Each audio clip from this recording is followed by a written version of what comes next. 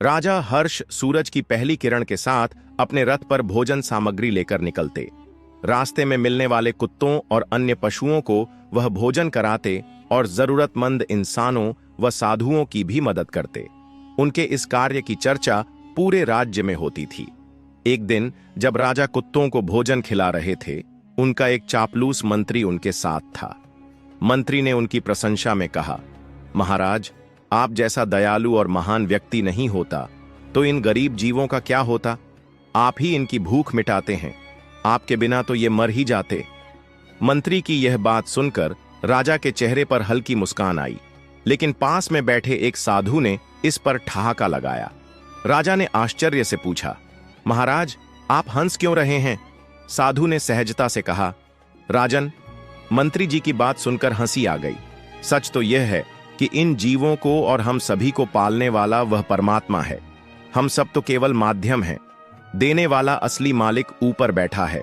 हमें यह कभी अहंकारवश नहीं सोचना चाहिए कि हम ही सब कुछ हैं। जो भी दें वह प्रेम और करुणा से दें, न कि स्वयं को बड़ा साबित करने के लिए। प्रेम हम लुटा सकते हैं, प्रेम की भाषा सभी समझते हैं। राजा हर्ष ने साधु की बात सुनी, लेकिन उनका अहंकार आहत हुआ। उन्हें लगा कि साधु उनकी निस्वार्थ सेवा पर प्रश्न उठा रहे हैं। साधु की हंसी और उनके शब्द अहंकारवश नहीं, प्रेमवश बांटना चाहिए, राजा के मन में घर कर गए। राजा ने मन ही मन ठान लिया कि वे यह सिद्ध करेंगे कि उनके न देने से इन पशुओं और जरूरतमंदों का क्या होता है।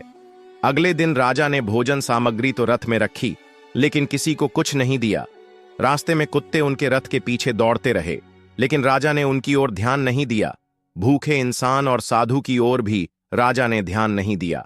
उन्होंने यह ठान लिया था कि बिना किसी को खिलाए वापस लौटेंगे, ताकि यह सिद्ध कर सकें कि उनके न देने से पशु और मनुष्य कैसे परेशान होते हैं। अगले दिन भी ऐसा ही हुआ। कुत्तों ने रथ का पीछा किया, लेकिन राजा ने मन को कठोर बनाए रखा।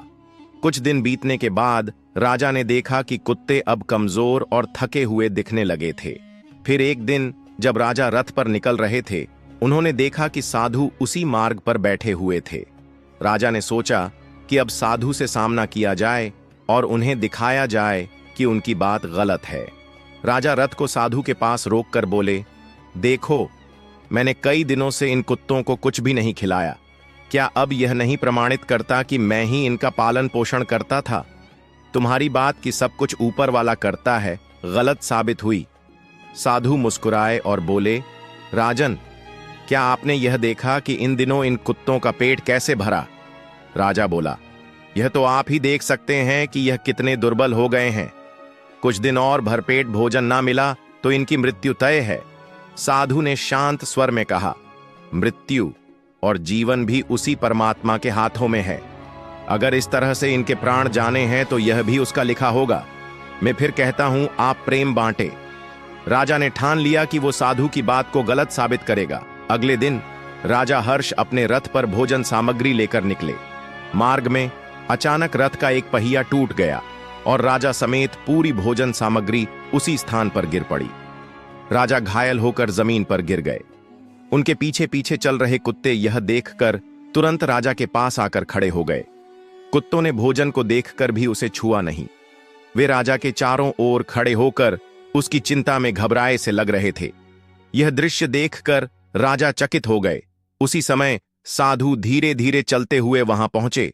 राजा को देखकर उन्होंने कहा, राजन, देखो, भोजन गिरा देखकर भी इन कुत्तों ने इसे छुआ तक नहीं। इसके बजाय ये सभी तुम्हारे पास आकर खड़े हो गए हैं, क्योंकि ये तुम्हारी चिंता कर रहे हैं। आज तुम्हारी मृत्यु हो सकती थी, लेकिन तुम्हारे द्वारा किया गया भोजन दान और इन जीवों का प्रेम तुम्हारे लिए रक्षा बन गया। साधु ने आगे कहा, तुमने अब तक अहंकारवश इन्हें खिलाया, परंतु देखो, इन जीवों ने तुम्हें सच्चे प्रेम से अपनाया। ये तुम्हारे प्रति वफादार हैं और तुम्हारी परवाह करते हैं।